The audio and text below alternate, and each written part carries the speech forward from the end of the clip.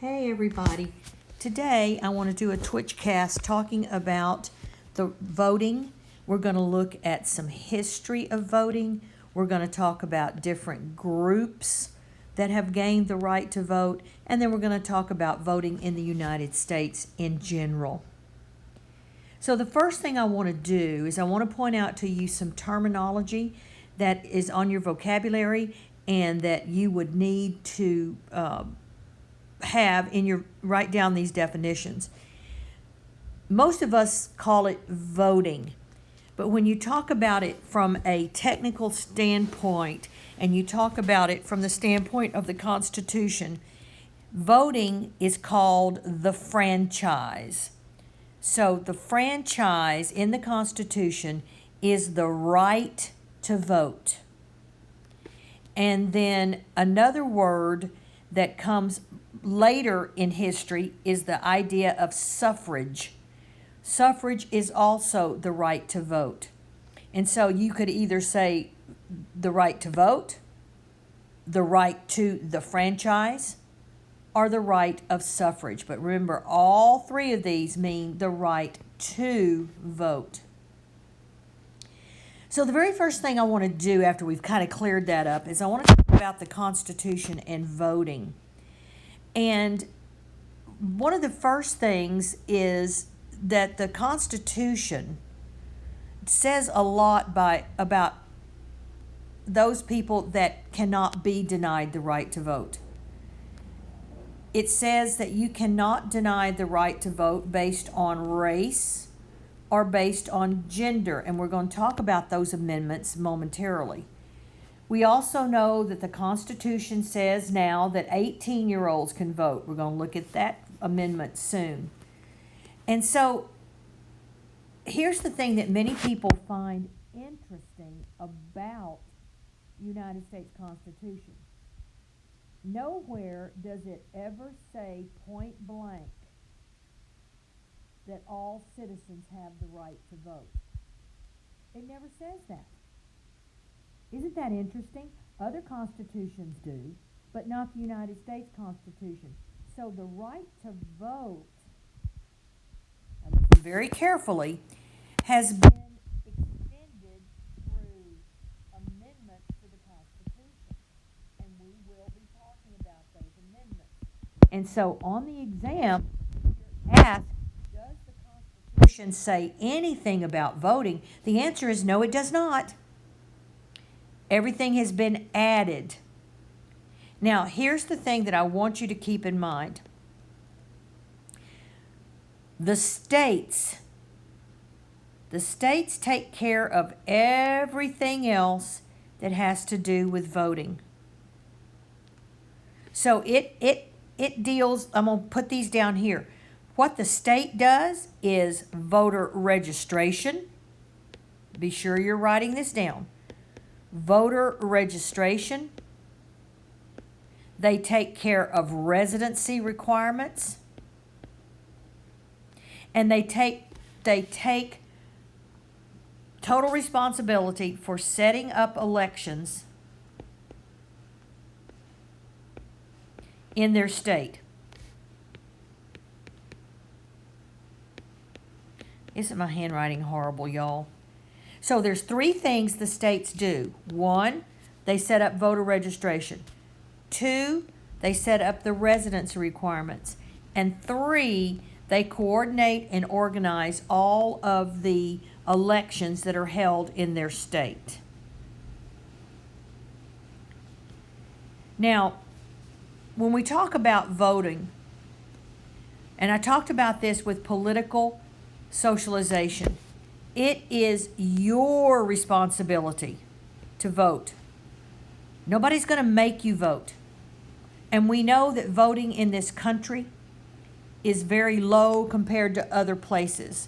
The current voter turnout for most average presidential elections is between 50 and 60% of qualified voters. So that means that half of the American people, now listen to the word, choose not to vote. And I made this comment when I was doing the political socialization. In my opinion, if you don't vote, then don't complain. You've given away that right. And so here's what's important.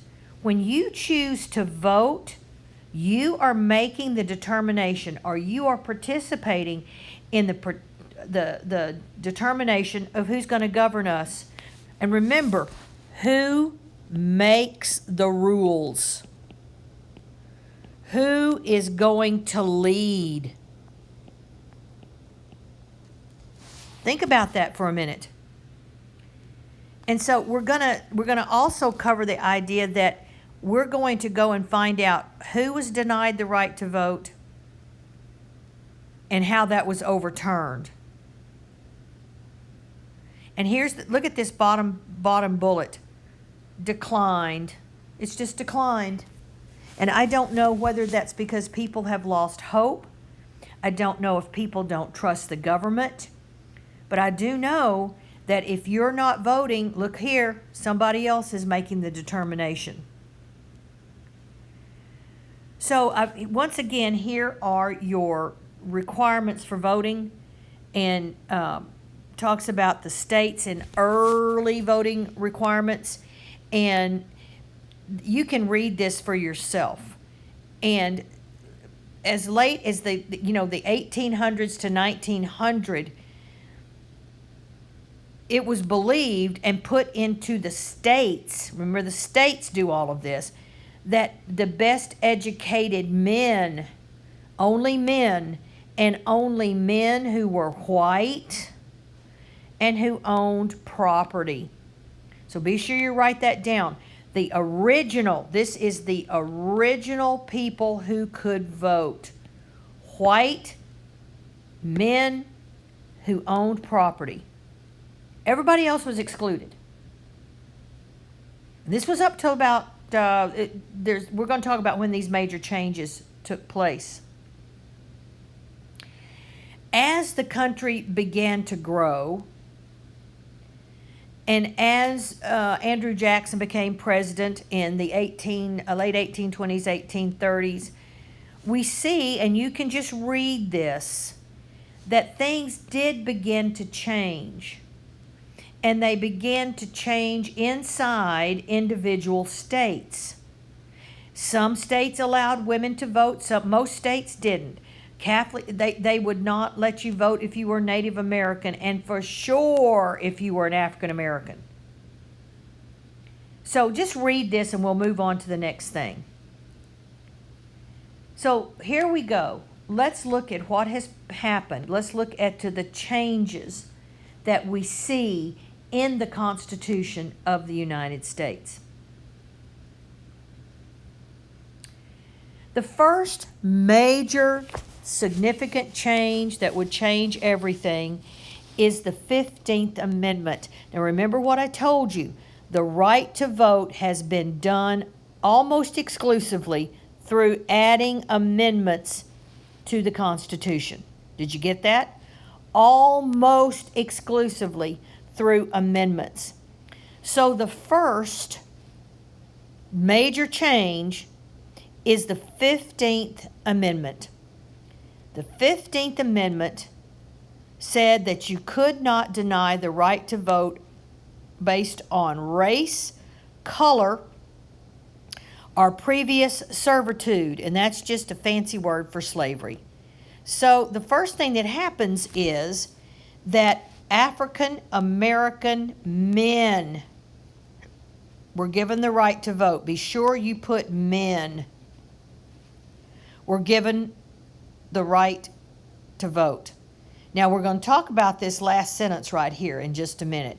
So this had to do with any elections like for president, for senator, for representative, but it was not applied to local and state elections.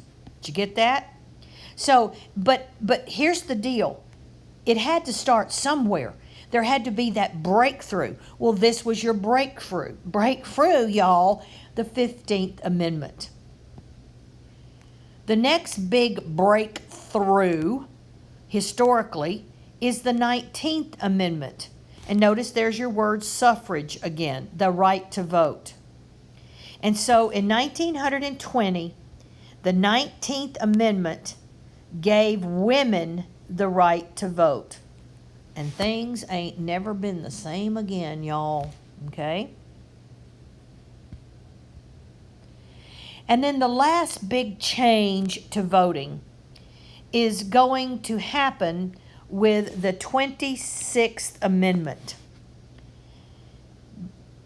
When I was a kid growing up, in order to vote in Texas, you had to be 21. And as it says here, 49 out of 50 states, you had to be 21. Well, along comes the Vietnam War, where we saw 18-year-olds being drafted with no say-so. And they were being drafted by the members of the United States government who were elected.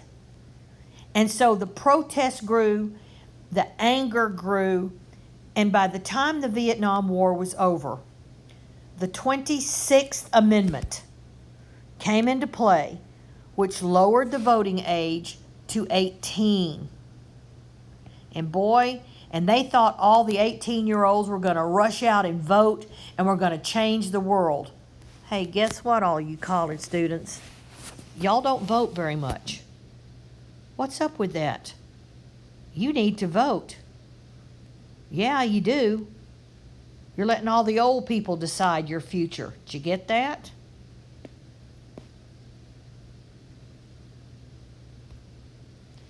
So, these are the major changes that have come about because of voting. Now, in another Twitchcast, I'm going to do how people were prevented from voting and then were able to start voting due to major issues, the civil rights movement, etc. So I hope that you all enjoyed this as I try to fumble through and stop it. Bye.